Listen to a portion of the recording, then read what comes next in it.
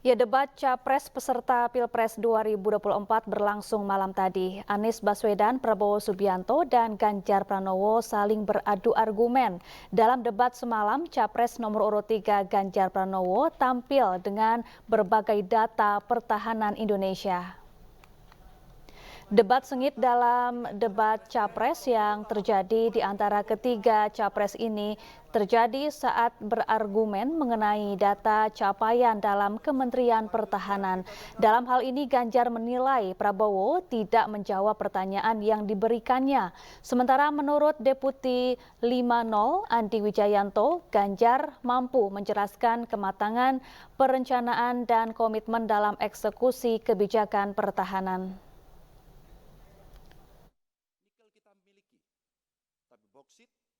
Benar bertanya, di masa pemerintahan Pak Jokowi, waktu Menahan Pariamisat, senjata apa saja yang sudah datang, dibeli dan sudah datang.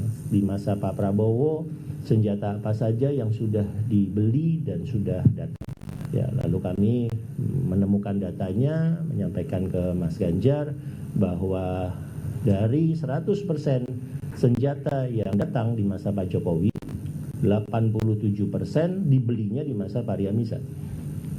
Ya, sisanya yang 13% datangnya di masa Pak Prabowo. Yang datang di masa Pak Prabowo yang dibeli, dipesan dan kemudian datang di masa Pak Prabowo 3. Yang pertama adalah Bushmaster. Bushmaster itu kendaraan pengangkut personil lapis baja. Ini bekas dan hibah. Itu sudah datang. Yang kedua adalah pesawat bisnis jet, Falcon 7 dan Falcon 8. Ini untuk alat transport VVIP. Ini bukan tempur, ini alat angkut VVIP, bisnis jet Falcon 7 dan 8. Jadi masa Pak Prabowo yang dipesan, dibeli oleh Pak Prabowo sudah datang baru 3 itu, Bushmaster, Falcon 7, Falcon 8. Yang lain-lain yang sudah datang itu kalau tidak dipesannya bahkan di masa Pak Purnomo Yusgiantoro, masa SBY, ya dipesannya di masa Pak Pariamisat ya Kudu. Nah, hal-hal itu yang kami sampaikan. Kami juga menyampaikan misalnya mengapa Mas Ganjar sangat mementingkan 100% kesiapan perang dan 0% kecelakaan, zero tolerance untuk kecelakaan. Ada data yang kami sampaikan, nanti teman-teman bisa lihat,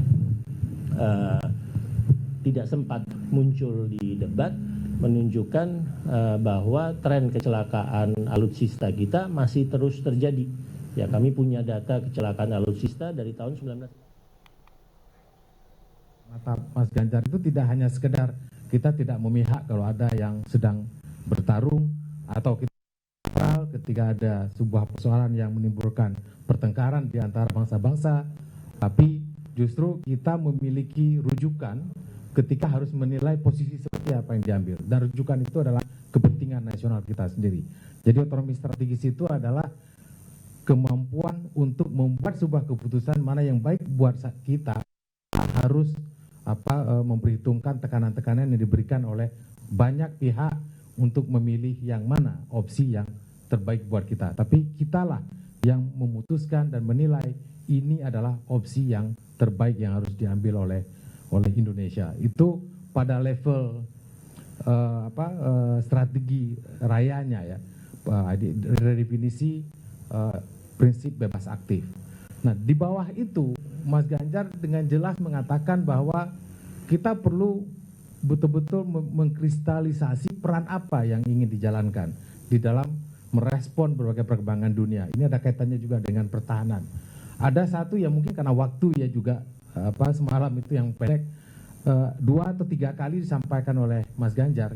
Indonesia itu perlu memposisikan dirinya sebagai garda samudra ataupun the guardian of the sea. Jadi kita melihat sebagai negara kepulauan, sebagai negara maritim, kita punya tanggung jawab dan juga kewajiban untuk memastikan satu laut di sekitar kita atau di antara di sebelah kiri dan sebelah kanan Indonesia dan juga di sebelah bawah ada 3 samudra ya yang melingkari Indonesia, Pasifik, kemudian India dan Samudra Indonesia. Itu benar-benar menjadi arena kerjasama, bukan arena persaingan.